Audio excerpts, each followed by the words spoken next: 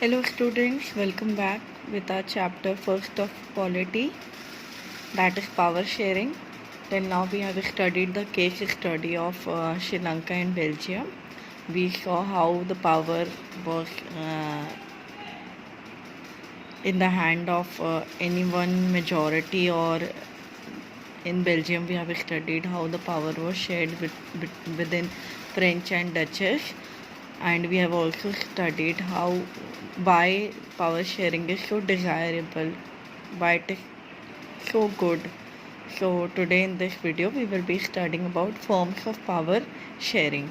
So we have always studied that the idea of power sharing has emerged in opposition to the notion of undivided political power.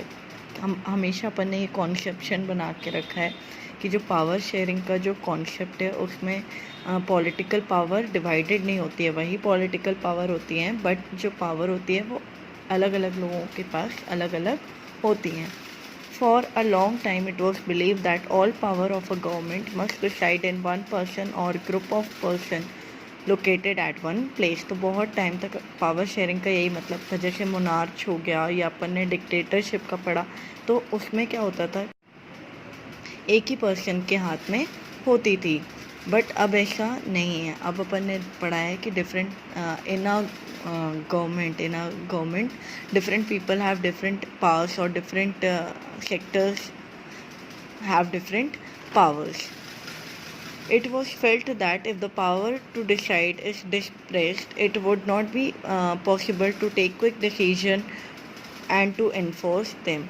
तो पहले क्या होता था, लोगों को ये लगता था कि अगर पावर डिवाइड कर दी गई, if power was divided into different peoples, then quick decision would not take place और we can not enforce them quickly. जो भी डिसीजन बनेंगे उनको जल्दी से बनाया नहीं जा सकता या उनको एनफोर्स नहीं कराया जा सकता. इसलिए पहले के टाइम पे पावर शेयरिंग का कॉन्सेप्ट लोगों के माइंड में नहीं था.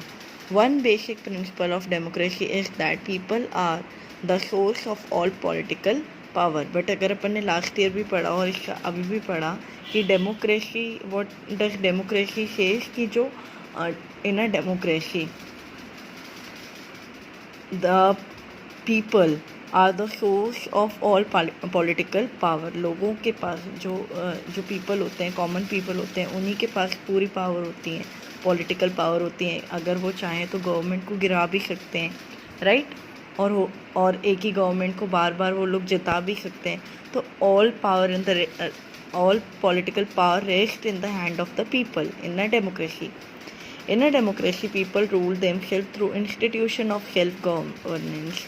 तो इन अ डेमोक्रेसी क्या होता है कि अगर आपको कोई लॉ पसंद नहीं आ रहा है, ये रूल पसंद नहीं आ रहा है, तो पिटीशन साइन करके या रैलीज निकाल के we can change the law और we can speak about the law. Okay, in a good democracy, democratic government, due respect is given to diverse group and view that exist in a society. Everyone has a voice in shaping of public policies. Therefore, it follows that in a democracy, political power should be distributed among as many as citizens as possible.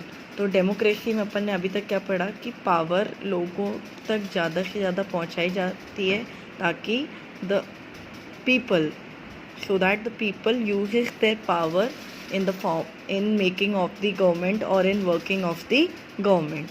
In modern democracies, power sharing arrangement can take many forms. Let us look at some of the most common arrangement that we have or will come across. तो अब अपन पढ़ेंगे कि क्या क्या forms होते हैं power sharing के democracy में. Okay, first, power is shared among different organs of government such as legislature, executive and judiciary. तो ये तो अपन ने 8th क्लास से पढ़ते हुए आ रहे हैं कि गवर्नमेंट के डिफरेंट ऑर्गन्स होते हैं जिसमें लेजिस्लेचर, एग्जीक्यूटिव एंड जुडिशरी होते हैं. Let us call this horizontal distribution of power because it allows different organs of government placed at the same level to exercise different power. तो इसको अपन क्या कह सकते हैं, हॉरिजॉन्टल, मतलब एक ही लाइन में तीनों हैं और तीनों के पावर्स इक्वली डिस्ट्रीब्यूटेड है and even they can keep a check on others power. ठीक है.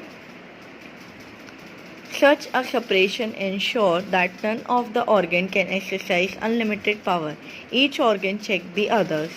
This results in a balance of power among various institutions. तो now only I told you इनको इस तरीके से क्यों रखा जाता है ताकि कोई भी अपने पावर्स का मिसयूज़ ना करे और किसी के पास भी अनलिमिटेड पावर्स ना हो और सारे ही एक दूसरे की पावर्स को या एक दूसरे के काम को चेक करते जाएं. Last year we studied that in a democracy, even though ministers and government officials exercise power, they are responsible to the parliament or state assembly. तो लास्ट ईयर अपन ने पढ़ा कि मिनिस्टर्स के पास जो पावर होती हैं या तो वो पार्लियामेंट तक ही होती हैं या तो सिर्फ स्टेट तक ही लिमिटेड होती हैं. उसके आगे जो काम होता है वो एग्जीक्यूटिव एंड जुडिशरीज का काम होता है. Similarly, although the judges are appointed by the executive, they can check the function of executive or law made by the legislature. This arrangement is called a system of check and balance. तो check करो और balance में रखो, यानी कि आप एक दूसरे का काम चेक करो. अगर कोई ज़्यादा अनफेयर तरीके से काम कर रहा है या मिस यूज़ कर रहा है अपने पावर्स की तो एक दूसरे को दे टेल कि यू आर डूइंग रॉन्ग. तो this is called the check and balance system. Okay, underline this. This arrangement is called a system of check and balance. Now, second, power can be shared among government at different levels. तो आपने देखा है कि अपन ने stages of government भी देखे हैं. जिला panchayat, district level, then state level, then central level. We have studied all these things in 8th and 9th classes, right? So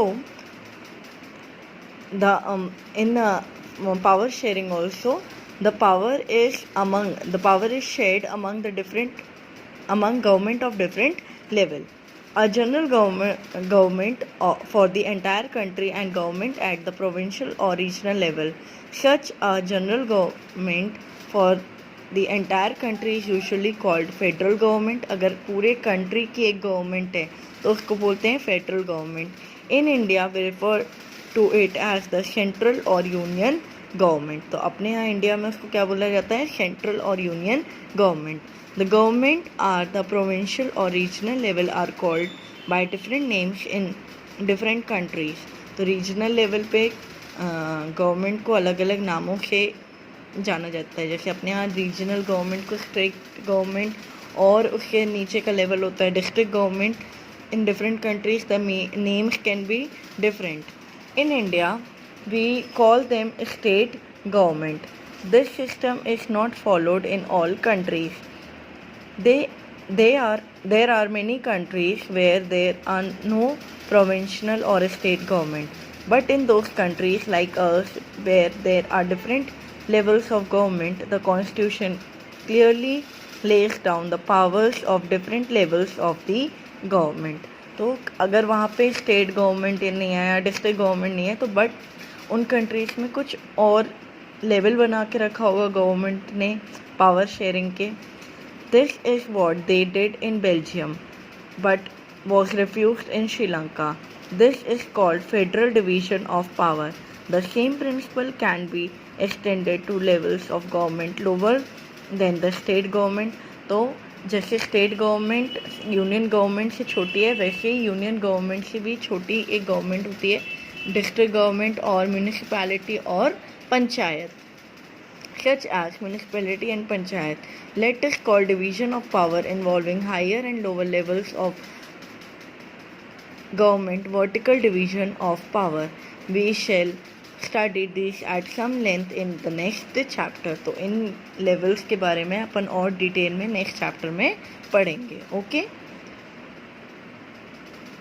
all right.